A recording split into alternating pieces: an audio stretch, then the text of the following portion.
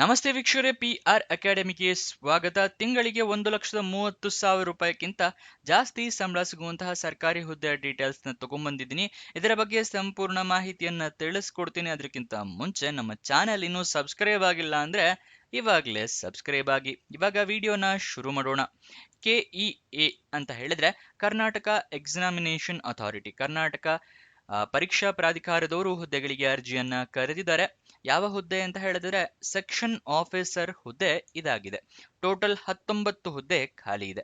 ಉದ್ಯೋಗ ಸ್ಥಳ ಬೆಂಗಳೂರು, ಕರ್ನಾಟಕ. ಸ್ಯಾಲರಿ 69,250 ರೂಪಾಯಿಂದ ಹಿಡಿದು 1,34,200 ರೂಪಾಯಿ ತಿಂಗಳಿಗೆ ಸ್ಯಾಲರಿ ಇರುವಂತಹ ಜಾಬ್ ಇದಾಗಿರುತ್ತೆ. ಸೆಕ್ಷನ್ ಆಫೀಸರ್ KKR ಅಂದ್ರೆ ಕಲ್ಯಾಣ ಕರ್ನಾಟಕ 2 ಹುದ್ದೆ ಖಾಲಿ ಇದೆ. ಸೆಕ್ಷನ್ ಆಫೀಸರ್ RPC ಹುದ್ದೆ 17 ಖಾಲಿ ಇರುತ್ತೆ. ನೆಕ್ಸ್ಟ್ ಇದರ ಸೆಲೆಕ್ಷನ್ ಪ್ರೋಸೆಸ್ ವಿವರ ತಿಳ್ಕೊಳ್ಳೋದಾದ್ರೆ ರಿಟರ್ನ್ ಟೆಸ್ಟ್ ಅಂದ್ರೆ ಲಿಖಿತ ಪರೀಕ್ಷೆ ಇರುತ್ತೆ, OMR ಟೈಪ್ ಅಲ್ಲಿ. ನೆಕ್ಸ್ಟ್ ಡಾಕ್ಯುಮೆಂಟ್ ವೆರಿಫಿಕೇಶನ್ ಮತ್ತೆ ಇಂಟರ್ವ್ಯೂ ಅಂದ್ರೆ ಸಂದರ್ಶನ ಇರುತ್ತೆ. ಇದಿಷ್ಟು ಸೆಲೆಕ್ಷನ್ ಪ್ರೋಸೆಸ್ ನ ವಿವರ. ಅರ್ಜಿಯನ್ನ ಹೇಗೆ ಹಾಕೋಬೇಕು ಅಂತ ಹೇಳಿದ್ರೆ ಆನ್ಲೈನ್ ಮೂಲಕ ನೀವು ಅರ್ಜಿಯನ್ನ ಹಾಕೋಬೇಕಾಗುತ್ತೆ. ಆನ್ಲೈನ್ ಮೂಲಕ ಅರ್ಜಿ ಹಾಕೊಳ್ಳೋಕ್ಕೂ ಮುಂಚೆ ನೋಟಿಫಿಕೇಶನ್ ಸಂಪೂರ್ಣವಾಗಿ ಓದ್ಕೊಳ್ಳಿ. ಏನೇನು ಎಲಿಜಿಬಿಲಿಟಿ ಕ್ರೈಟೀರಿಯಾ ಇದೆ ಅಂತ ತಿಳ್ಕೊಂಡ ನಂತರ ಅರ್ಜಿಯನ್ನ ಹಾಕೊಳ್ಳಿ. ಇಲ್ಲ ಅಂತ ಹೇಳಿದ್ರೆ ಅಪ್ಲಿಕೇಶನ್ ರಿಜೆಕ್ಟ್ ಆಗೋ ಚಾನ್ಸಸ್ ಜಾಸ್ತಿ ಇರುತ್ತೆ. ಮತ್ತೆ ನಿಮ್ಮ ಆನ್ಲೈನ್ ಅಪ್ಲಿಕೇಶನ್ ಅಲ್ಲಿ ಇಮೇಲ್ ID, ಮೊಬೈಲ್ ನಂಬರ್ನ ಕರೆಕ್ಟ್ ಆಗಿ ಮೆನ್ಷನ್ ಮಾಡಿ. ನಿಮ್ಗೆ ಏನಾದರೂ ಜಾಬ್ ಸಿಕ್ಕಿದ್ರೆ ಅಥವಾ ಇಂಟರ್ವ್ಯೂಗೆ ಕರೆಯೋದಾದ್ರೆ ಇಮೇಲ್ ಅಥವಾ SMS ಮುಖಾಂತರ ತಿಳಿಸ್ಕೊಡ್ತಾರೆ, ಅದಕ್ಕೋಸ್ಕರ. ನೆಕ್ಸ್ಟ್ ಡಾಕ್ಯುಮೆಂಟ್ಸ್ ಏನೇನು ಇಟ್ಕೋಬೇಕು ಅಂತ ಹೇಳಿದ್ರೆ ಮೊದಲನೇದಾಗಿ ID proof, Aadhaar card, voter ID ಅಥವಾ ಪಾನ್ ಕಾರ್ಡ್. ಎಜುಕೇಶನ್ ಕ್ವಾಲಿಫಿಕೇಶನ್ಗೆ ನಿಮ್ಮ ಮಾರ್ಕ್ಸ್ ಕಾರ್ಡು, ಸರ್ಟಿಫಿಕೇಟು, ನಿಮ್ಮ ಪಾಸ್ಪೋರ್ಟ್ ಸೈಜ್ ಫೋಟೋ, ಎಕ್ಸ್ಪೀರಿಯನ್ಸ್ ಇದ್ರೆ ಎಕ್ಸ್ಪೀರಿಯನ್ಸ್ ಸರ್ಟಿಫಿಕೇಟ್, ಇದಿಷ್ಟನ್ನ ರೆಡಿ ಇಟ್ಕೊಳ್ಳಿ. ಆಮೇಲೆ ಅಪ್ಲಿಕೇಶನ್ ಫಿಲ್ಅಪ್ ಮಾಡೋದಕ್ಕೆ ಸ್ಟಾರ್ಟ್ ಮಾಡಿ. ಅಪ್ಲಿಕೇಶನ್ ಎಲ್ಲ ಕರೆಕ್ಟ್ ಆಗಿದೆಯಾ ಡೀಟೇಲ್ಸ್ ಅಂತ ಹೇಳಿ 2 ಸಲ ಚೆಕ್ ಮಾಡ್ಕೊಳ್ಳಿ. ಆಮೇಲೆ ಅಪ್ಲಿಕೇಶನ್ ಸಬ್ಮಿಟ್ ಮಾಡಿ. ಅಪ್ಲಿಕೇಶನ್ ಸಬ್ಮಿಟ್ ಮಾಡಿ ಆದಮೇಲೆ ಅಪ್ಲಿಕೇಶನ್ ನಂಬರ್ ಅಥವಾ ರಿಕ್ವೆಸ್ಟ್ ನಂಬರ್ ಏನಾದರೂ ಬಂದರೆ ಅದನ್ನು ಬರೆದಿಟ್ಕೊಳ್ಳಿ. ನೆಕ್ಸ್ಟ್ ಇದಕ್ಕೆ ಅಪ್ಲಿಕೇಶನ್ ಫೀಸ್ ಕೂಡ ಇರುತ್ತೆ. ಎಷ್ಟು ಅಂತ ತಿಳಿಸ್ಕೊಡ್ತೀನಿ. SC/ST ಕ್ಯಾಂಡಿಡೇಟ್ಸ್ಗಳಿಗೆ ಮತ್ತು ಕ್ಯಾಟಗರಿ 1 ಮತ್ತು ಅಂಗವಿಕಲ ಕ್ಯಾಂಡಿಡೇಟ್ಸ್ಗಳಿಗೆ 500 ರೂಪಾಯಿ ಅರ್ಜಿ ಶುಲ್ಕ ಇರುತ್ತೆ. ಇದರ ರಿಸರ್ವೇಷನ್ ಪಡ್ಕೋಬೇಕು ಅಂತ ಹೇಳಿದ್ರೆ ನಿಮ್ಮ ಹತ್ರ ಪ್ರಮಾಣ ಪತ್ರ ಇರಬೇಕು. SC/ST ಕ್ಯಾಟಗರಿ ಮತ್ತು ಕ್ಯಾಟಗರಿ 1 ಕ್ಯಾಟಗರಿ ಆಗಿದ್ರೆ ನಿಮ್ಮ ಹತ್ರ ಪ್ರಮಾಣ ಪತ್ರ ಅಂದರೆ ಜಾತಿ ಪ್ರಮಾಣ ಪತ್ರ ಇರಬೇಕು. ಅಂಗವಿಕಲ ಕ್ಯಾಂಡಿಡೇಟ್ಸ್ ಆಗಿದ್ದರೆ ಡಿಸೇಬಿಲಿಟಿ ಸರ್ಟಿಫಿಕೇಟ್ ಇರಬೇಕಾಗುತ್ತೆ. General category 2A, 2B, 3A, 3B candidates ಆಗಿದ್ರೆ 1000 ರೂಪಾಯಿಗಳ ಅರ್ಜಿ ಶುಲ್ಕವನ್ನು ಕಟ್ಟಬೇಕಾಗುತ್ತೆ. ಆನ್ಲೈನ್ ಮೂಲಕ ಈ ಅರ್ಜಿ ಶುಲ್ಕವನ್ನು ಕಟ್ಟೋ ಪ್ರೊಸೀಜರ್. ನೆಕ್ಸ್ಟ್ ನೀವು ಅಪ್ಲಿಕೇಶನ್ ಓಪನ್ ಆಗಿದ್ದ ದಿನಾಂಕ 16 ಏಪ್ರಿಲ್, ಕೊನೆಯ ದಿನಾಂಕ 15 ಮೇ 2026. ಅಷ್ಟರ ಒಳಗಡೆ ಅರ್ಜಿಯನ್ನು ಹಾಕೋ ಥರ ವ್ಯವಸ್ಥೆ ಮಾಡ್ಕೊಳ್ಳಿ.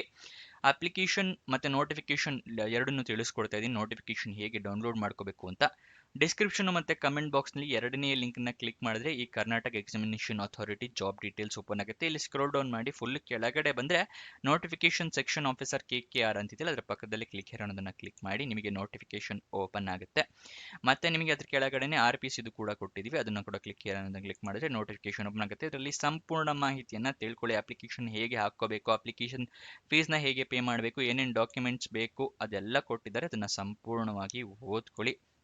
ಅದಾದ ನಂತರ ಅದರ ಕೆಳಗಡೆನೆ ಅಪ್ಲಿಕೇಶನ್ ಲಿಂಕ್ ಕೊಟ್ಟಿದ್ವಿ, ಅಪ್ಲೈ ಆನ್ಲೈನ್ ಅಂತಿದೆಯಲ್ಲ, ಅದರ ಪಕ್ಕದಲ್ಲೇ ಕ್ಲಿಕ್ ಹೇರ್ ಅನ್ನೋದನ್ನು ಕ್ಲಿಕ್ ಮಾಡಿ ನಿಮಗೆ ಈ ರೀತಿ ಒಂದು ಪೇಜ್ ಓಪನ್ ಆಗುತ್ತೆ.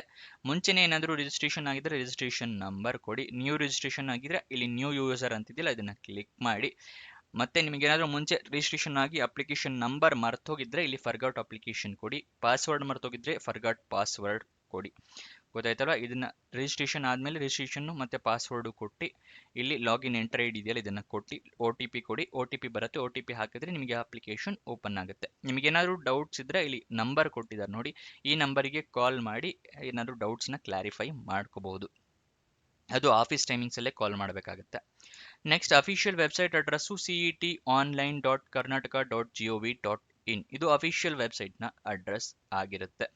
ನೆಕ್ಸ್ಟ್ ಇದರ ವಯೋಮಿತಿಯ ಡೀಟೇಲ್ಸ್ನ ನೋಡೋದಾದ್ರೆ ಮಿನಿಮಮ್ 18 ವರ್ಷ, ಮ್ಯಾಕ್ಸಿಮಮ್ 40 ವರ್ಷದವರು ಅರ್ಜಿಯನ್ನು ಹಾಕಬಹುದು. ವಯೋಮಿತಿಯ ಸಡಿಲಿಕೆ ಅಂದರೆ ಏಜ್ ರಿಲ್ಯಾಕ್ಸೇಷನ್ ಕೊಟ್ಟಿದ್ದಾರೆ. Category 2A, 2B, 3A, 3B ಕ್ಯಾಂಡಿಡೇಟ್ಸ್ಗಳಿಗೆ 3 ವರ್ಷದ ಸಡಿಲಿಕೆ ಇದೆ, ಅಂದರೆ 43 ವರ್ಷದವ್ರ ತನಕ ಹಾಕೋಬಹುದು. SC/ST ಕ್ಯಾಂಡಿಡೇಟ್ಸ್ ಕ್ಯಾಟಗರಿ 1 ಕ್ಯಾಂಡಿಡೇಟ್ಸ್ ಆಗಿದ್ರೆ 5 ವರ್ಷಗಳ ತನಕ ಸಡಿಲಿಕೆ ಇದೆ, 45 ವರ್ಷದವ್ರ ತನಕ ಅರ್ಜಿಯನ್ನು ಹಾಕೋಬಹುದು. ಎಜುಕೇಷನ್ ಕ್ವಾಲಿಫಿಕೇಷನ್ LLB ಕಂಪ್ಲೀಟ್ ಆದವರು ಅರ್ಜಿಯನ್ನು ಹಾಕಬಹುದು. ಇದಿಷ್ಟು ಈ ಜಾಬ್ನ ವಿವರ. ಏನೇ ಡೌಟ್ಸ್ ಅಥವಾ ಕ್ವಶನ್ಸ್ ಇದ್ರೆ ಕಮೆಂಟ್ ಬಾಕ್ಸ್ನಲ್ಲಿ ಕಮೆಂಟ್ ಮಾಡಿ ಉತ್ತರ ಕೊಡೋದಕ್ಕೆ ಪ್ರಯತ್ನ ಮಾಡ್ತೀವಿ.